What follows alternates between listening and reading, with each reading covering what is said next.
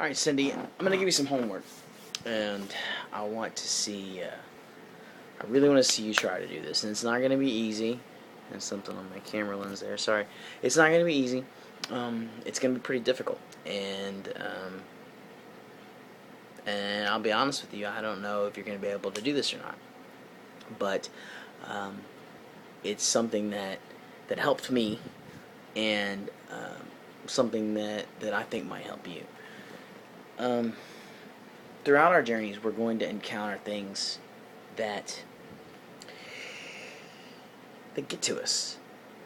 They really touch us deep, and we all have things that trigger that emotion in us. That oh my God, I'm a fat person feeling, and for everybody it's different. Sometimes it's very subtle, and sometimes it's very pronounced, and sometimes our reactions, are very, very different. Sometimes people will spiral into a horrible whirlpool of binge eating that does not stop. And some people just shrug it off and they move on. And I think that our mental fitness is just as trainable as our physical fitness, if that makes any sense. If somebody tells you, man, that shirt looks tight on you, right? Some people will be like, shit, maybe it shrunk. Some people will be like, oh my God, I'm fat. And that's the difference. Whether or not your family members, your friends meant anything by the whole thing with the clothes or not, it's really not relevant. If they were doing it maliciously, or if they just didn't know anyone else that could possibly wear those clothes. I don't know. I couldn't tell you. I don't know those people, and I don't know your situation with them, your relationship with them. But the fact remains that it got to you. For whatever reason, it made you feel something, and then you mentally reacted to that. Now, that was a trigger, right? That triggered an emotion in you that immediately made you start to doubt yourself, to hate yourself. And that's a very, very powerful word to use. Because whether you want to or not, you'll actually believe that. And that's not where you want to be. It's not the place you want to be. Hating yourself is or even just saying, I hate myself, that's the beginning. And then you're going to build on that, and it's going to get worse. And what I'm going to challenge you to do, personally, is when things like that happen, okay, things that trigger a response emotionally, mentally, in you, to really pay attention to what your response is.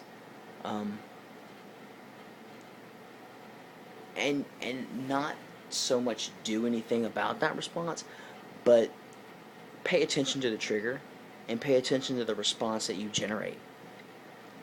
And maybe even write that down in a notebook somewhere. Today I got a bag full of clothes from a relative, and the sizes were really big, and I got really upset at myself. And why?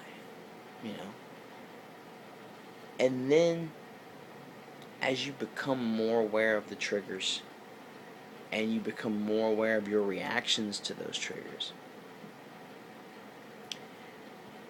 try to take that trigger and turn it around.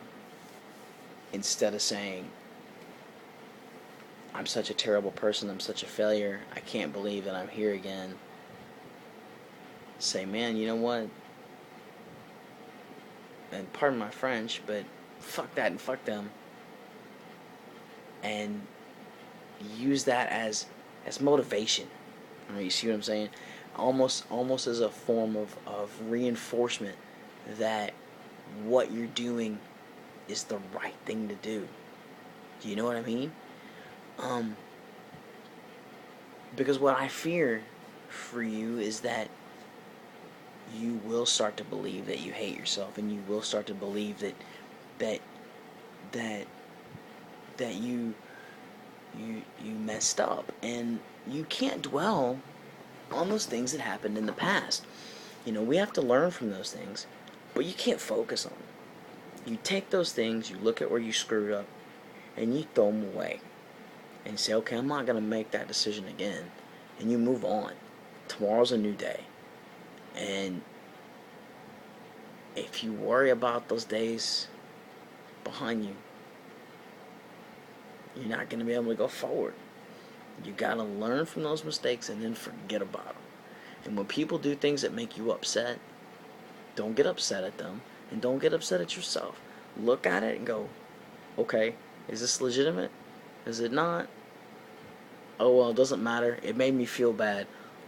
I'm going to use that as motivation to get in the gym, or to not eat that ice cream that I wanted to eat, or let it piss you off, I guess is what I'm getting at.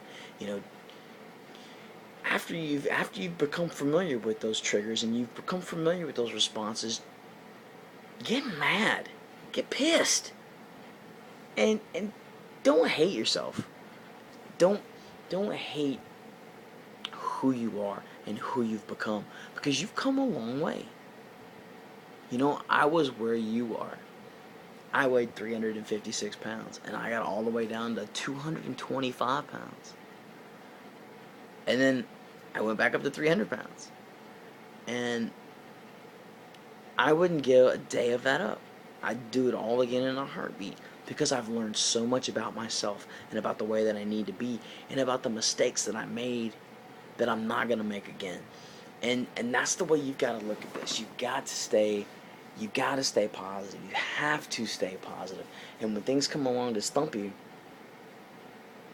you got to learn to just put that elbow in there and keep on moving.